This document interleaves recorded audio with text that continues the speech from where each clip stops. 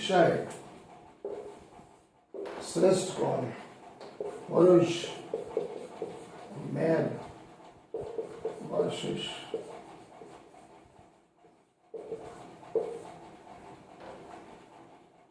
कौन।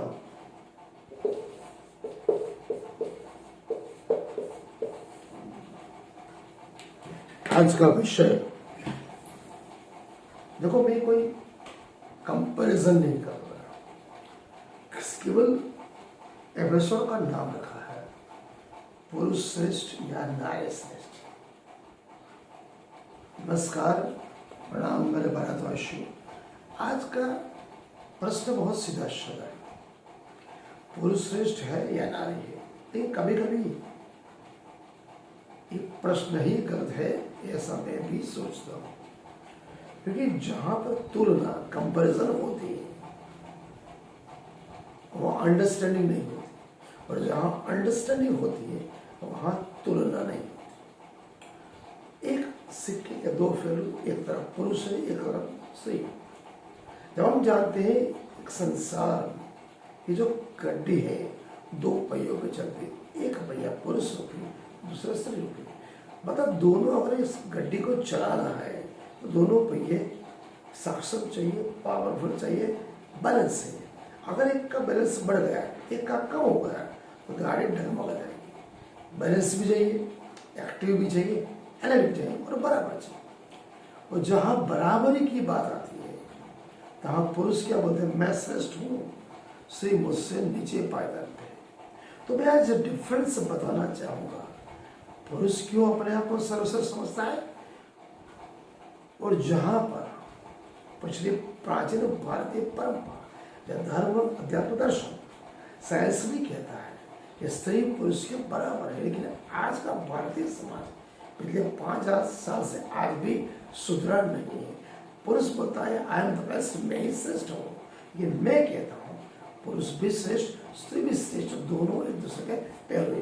थोड़ा बाइफिकेशन करते हैं, संक्षिप्त में समझने का प्रयास करें। पुरुष कुछ ज्यादातर 80-90% पुरुष के जाते हैं। पुरुष शक्तिशाली, स्ट्रॉन्ग, घर के बाहर का काम करता है, नौकरी धंधा करता है और परिवार चलाता है। स्ट्रॉन्ग है, परिवार चलाता है, बाहर का काम करता है। लेकिन एक प्रश्न, क्या वो जीवन दे सकता है? सब कुछ ठीक, जीवन देना मतलब, और यहाँ पर नारी पक्ष में, नारी क्या कर सकती है? एक जीवन में 9 महीने के बच्चे को गर्भ में रहती, असहनीय दर्द शक एक बच्चे को जन्म देती है, और वो भी उसका प्रेम पति के प्रति, बच्चों के प्रति बिना शर्त का होता है। तो क्या जो जीवन देती है, बिना शर्त प्रेम करती है, उसे कमजोर समझना गलती तो नहीं? क्या हमारी मानसिकता नहीं? ये पहला प्रश्न। मैं केवल प्रश्न ही पूछूंगा, आपको समझना है। साइंस प्रोजेक्ट, साइंस क्या कहता है? बच्चा मां के गर्भ में पनपता है, मां का शारीरिक और मानसिक टोटली स्वास्थ्य बच्चे के ऊपर डिपेंड। मां की शारीरिक प्रक्रिया, मानसिक प्रक्रिया बच्चे के ऊपर पूरे जीवन भर रहती है।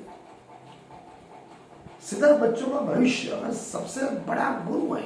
प्रथम गुरु भी कौन बनता है? मां। ये हार्वर्ड रिसर्च बोलती है, WHO रिपोर्ट बोलती है, दोनों कहते हैं। मदर, एक माता, एक नारी, स्त्री, फाउंडेशन ऑफ ह्यूमन डेवलपमेंट। मानवीय सभ्यता, मानवीय समाज और मनुष्य को जो बेस है, मेन्स है, वो कौन है? माता है। तो लेकिन हमारे समाज में क्या है? हम बोलते हैं हिंदू हिंदू हिंदू, नारी को क्या करते हैं? दहेज के नाम पर, भ्रूण हत्या के नाम पर, कमजोर होने के नाम पर, विधवा विवाह के नाम पर और सती के नाम पर 5000 साल से हमने उसके ऊपर जो जुल्म गुजारे, शारीरिक हुआ, मानसिक हुआ, आर्थिक, सामाजिक, उससे वो आज तक उबर नहीं पाए।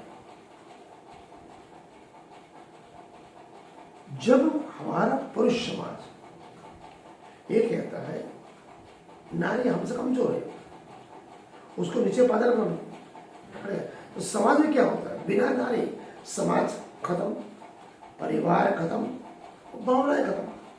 अगर परिवार, समाज, भावना तीनों खत्म हो गई तो बचेगा कौन? पुरुष और मशीन।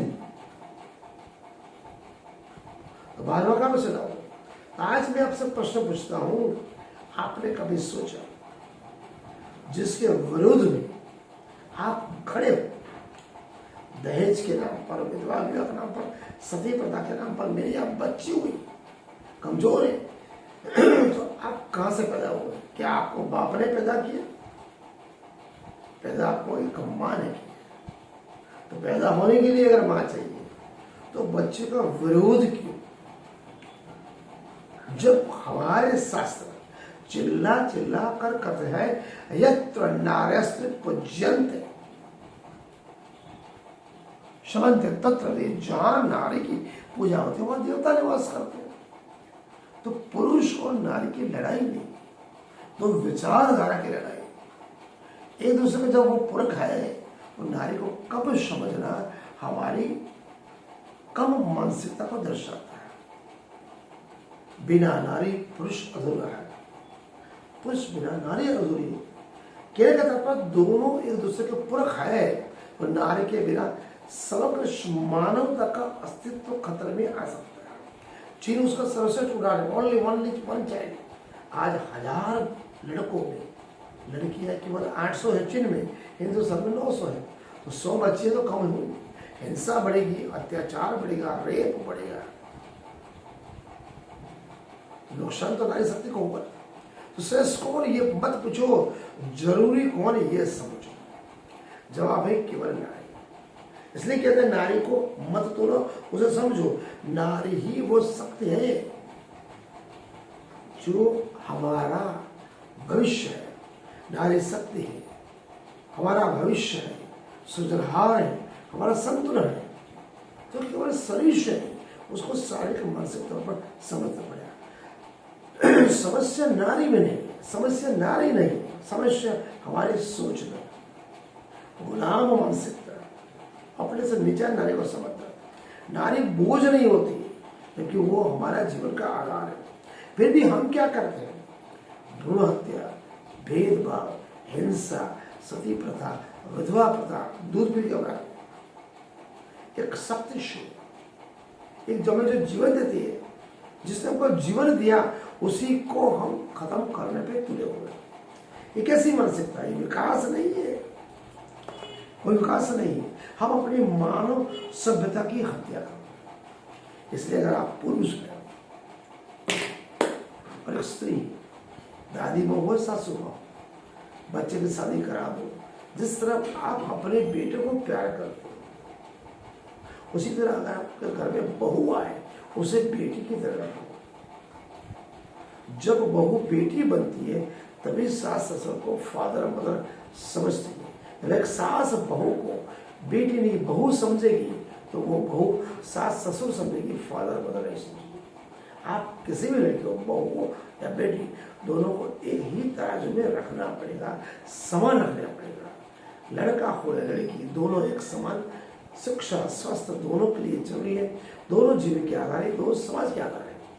मेरा प्रवचन थोड़े कड़वे हिंदुस्तान में समग्र दुनिया के लिए बात करता है।